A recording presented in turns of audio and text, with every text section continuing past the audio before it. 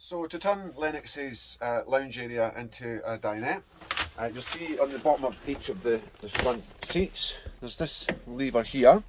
So push the lever back, turn the seat with your other hand.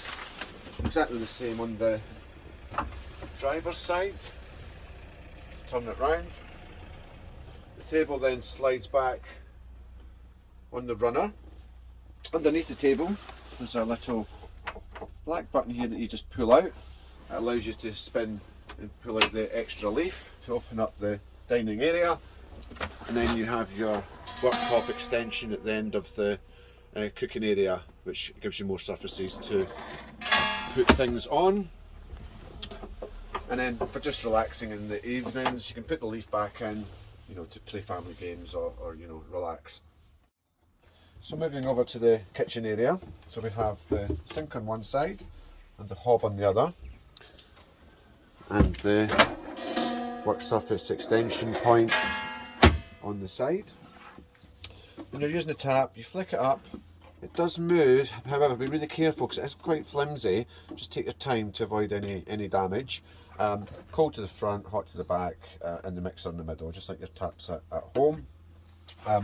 On the hob side, left hand hob is for medium sized pots, right hand hob is for small pots. It says this just next to the dial, so just be mindful. Push the dial in, turn and depress and spark, and as you see, the hob will just light. Move it back to the closed position to turn it off and the gas will go out. If you have been using the hob, let it cool fully first before closing the glass, otherwise these glass tops do shatter, so just be careful. And for the oven, grill, same idea. This is for your grill side, the other side's for your oven. Press it in, turn and depress the igniter and the gas will light. And the same for the grill side. Turn it to the grill side, spark, and it will light. When you're using the grill, you have to make sure the door's left open. It has a safety switch on it. If you close it up, it'll cut the gas out. So just be mindful of that when you're grilling anything. And on the right hand side here is a temperature dial to show you how hot the oven has become. Okay, so in here you have our shower room and WC. Light switch is just here to the left of the door. So you see you have your toilet, which spins at the top to give you more room. You see at the bottom here, this is the lever I was talking about. So to the back of the vehicle is open, to the front is closed. You obviously have it closed when you're driving around or not using it, and when you use it you open it up. And also to empty the cassette, like I'd said earlier, you have to make sure it's in the closed position, otherwise you can't pull the cassette out. Your shower is just here. Your shower curtain is up on the side. Take it off the little grab point. There's a few little studs here. Put your stud in at the top and one at the middle.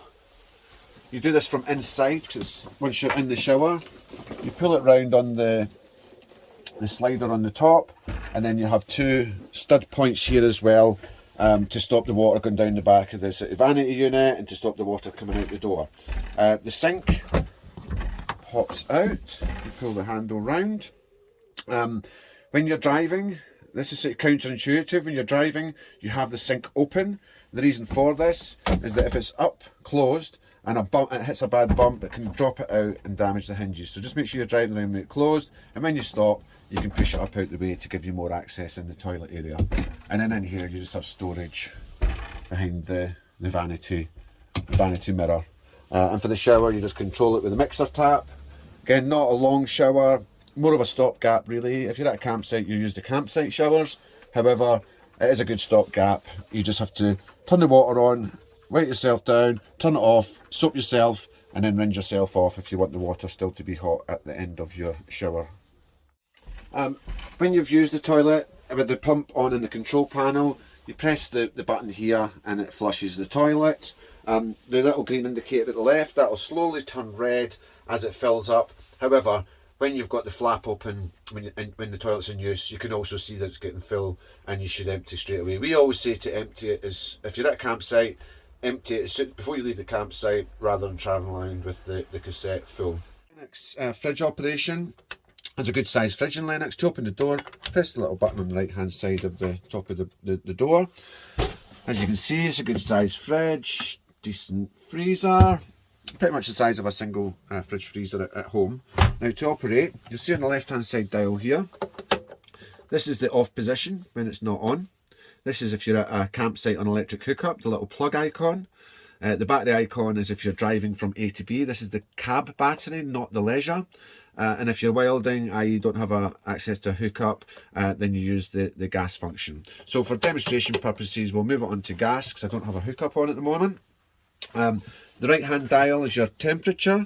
Now to ignite on the gas, you simply depress the temperature dial and press the igniter. And as you can probably hear there, it comes on straight away. Now, if you're on cab battery or electric hookup, you don't need to bother about depressing and igniting it because obviously it's not using gas. And providing you've got a hookup in place or the engine is on and you're driving from A to B, it'll just keep it chilled in between your journeys. Or if you're at campsite, it'll keep it chilled rather than using gas. So just above the fridge freezer, we have a storage cupboard for jackets, clothes, etc. In here as well is located the rear table for the rear lounge area. This is the pedestal and the tabletop's just to the right. There's also a fire extinguisher in here for any fires. Just above on the right hand side of the kitchen as well, you'll see that there's a fire blanket.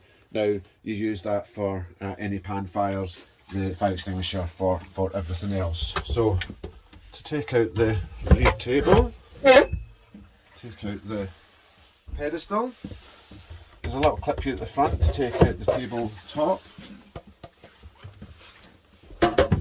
Now what you do is you take out this little cap here in the middle of the floor. The pedestal can go in either way, there's not a single way for it, and then the tabletop simply sits on top and it gives you an area to have sort of cups of tea or lunch or whatever.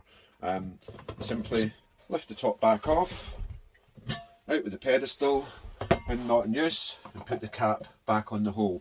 Okay, so when you're converting the rear lounge into a double, so you take out this side and the back. You'll see here there's two supports. Support comes out. There's a little groove on that side and one on there.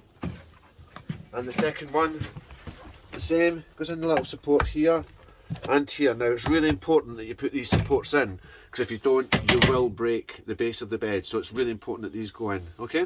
And then your bottom support on this side slides out, same on this side to the middle, slide the base out, put the back in the back, this side slides over, these little jams on the back, they're not studs that you just take off, put it in this side and then you make up your bed. And while I've got the top cushions off, you'll see that if you just lift this up, in here you have your roll-out table and your camping chairs for al fresco dining, and also your levelling blocks are in here as well. Make it back up, simply put your base in and your back, you can lift up the top, and again same on this side, push your base back in. Okay, so just to demonstrate the blackout blinds and the fly screen, they're all exactly the same and all work in the same manner. Literally get your fingers under the little groove in here, simply pull it till it closes, really easy, and then when you pull it back down they come with the fly screen. Just pull the little jam here and it allows you to retract the fly screen as well. For the window operation, push the little black buttons on the bottom ones, make sure you push them in. The side ones don't have it. Push it open and use the jams up on the jam poles here to lock it in place, and then undo them to shut it again. Don't force them or it can damage the mechanism. And then make sure They're fully closed on the outside clip, not the middle, because then the wind can take it off when you're driving. So make sure they're closed to the inside. And the same applies to all the skylights and the windows. Make sure they're all closed when you're travelling, because the wind will break them and they're expensive to replace. And then up here as well you have your Avtex TV. It's a little bit at the top to undo it so you can move it to the desired position. I'll give you full instructions on how to use the TV when you collect the vehicle. So the bike rack operation and the rear doors. The bikes hold up to 40 kg. So one e-bike, one normal bike, two e-bikes generally too heavy. The heavy side of the bike goes to this side, so the seat side and back wheel, and the front wheels over onto this side.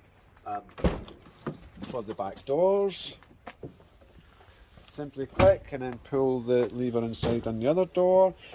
Lovely for in the mornings, you know, nice sunny mornings, so you can sit and have your coffee and, you know, obviously look out the back doors. And your small access points into the under seat storage compartments, although they're definitely easier to access from above and in through the back of the seat.